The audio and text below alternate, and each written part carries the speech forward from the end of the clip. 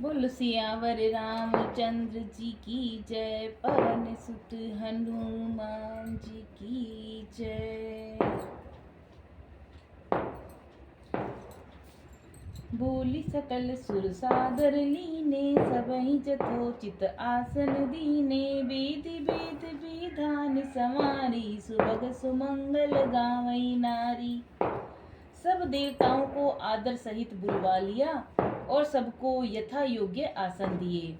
वेद की रीति से वेदी सजाई गई और स्त्रियां सुंदर श्रेष्ठ मंगल गीत गाने लगी।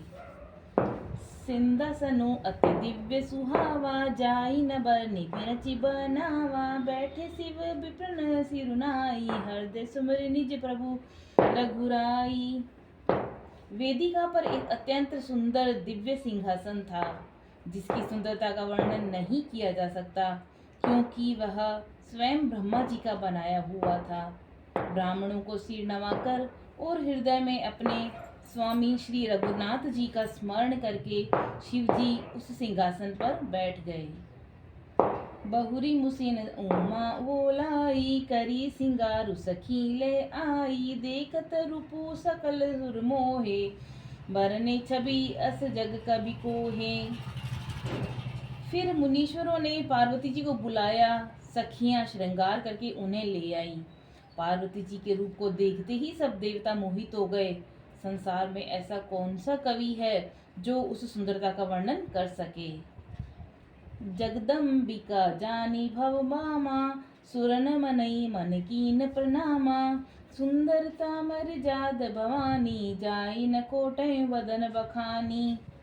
पार्वती जी को जगदम्बा और शिव जी की पत्नी समझकर देवताओं ने मन ही मन प्रणाम किया।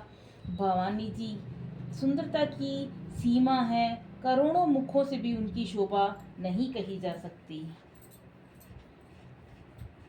कोटि हूँ बदन नहीं, बने बरनत जग जननी। शोभा महा सकुच ही कहत, श्रुति शेष सारद मंदमती तुलसी कहा। छवि बखानी मातु भवानी, गवनी मध्य मुंडप शिव जहाँ। अवलोकि सकी न सकुच पति, पद कमलत मनु मधु करु तहाँ। जग जननी पार्वती जी को महान शोभा का वर्णन करोड़ मुखों से भी करते नहीं बनता। वेद शेष जी और सरस्वती जी तक उसे कहते हुए सकुचा जाते हैं, तब मंद बुद्धि तुलसी किस गिनती में है। सुंदरता और शोभा की खान माता भवानी मंडप के बीच में जहाँ शिवजी थे वहां पर गई, और वे संकोच के मारे पति शिवजी के चरण कमलों को देख नहीं सकती, परंतु उनका मन रूपी भंवरा तो वहीं रसपान कर रहा था। दोहा। मुनि अनुशासन गणपत ही, पूजऊ शंभु भवानी। कोई सुनी संशय करे, जनि सुर अनादि जिय जानी। मुनियों की आज्ञा से शिवजी और पार्वती जी ने गणेश जी का पूजन किया। मन में देवताओं को अनादि समझकर कोई इस बात को सुनकर शंका न करे कि गणेश जी तो शिव पार्वती की संतान हैं। अभी विवाह से पूर्व ही वे कहाँ से आ गए।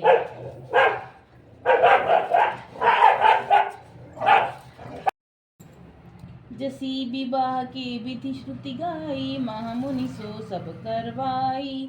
गही गिरीश कूस कन्या पानी, बवई समर्पी जानी भवानी। वेदों में विवाह की जैसी रीति कही गई है, महामुनियों ने वह सभी रीति करवाई। पर्वतराज हिमाचल ने हाथ में कुश लेकर और कन्या का हाथ पकड़कर उन्हें भवानी शिव पत्नी जानकर शिव जी को समर्पण किया।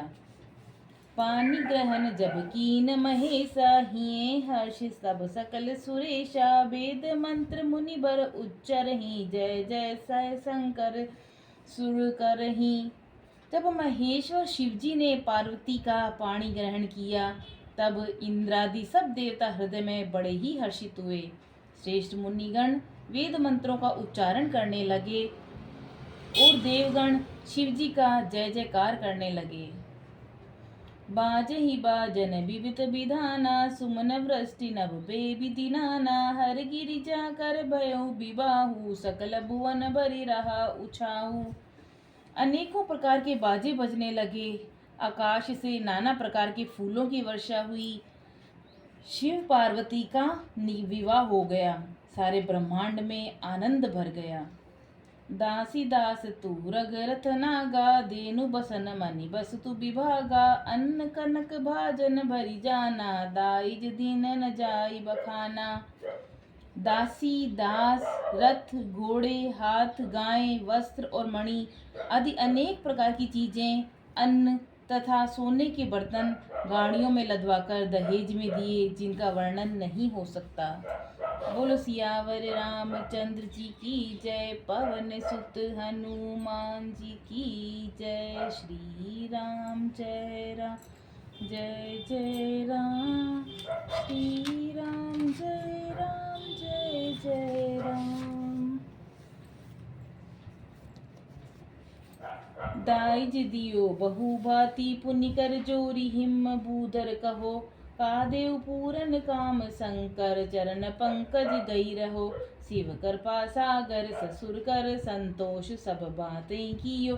पुनि कहे पद पाथो जमायना, प्रेम परिपूरन हियो।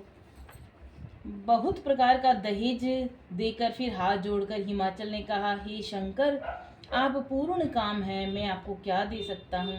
इतना कहकर वे शिवजी के चरण कमल पकड़कर रह गए।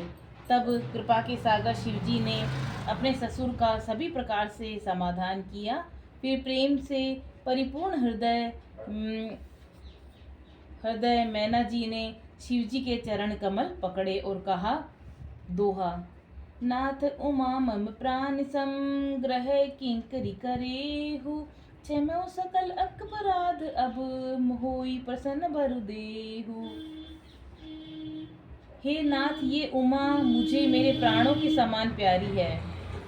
आप इसे अपने घर की टहलनी बनाइए और इसके सब अपराधों को क्षमा करते रहिएगा। अब प्रसन्न होकर मुझे यही वर दीजिए।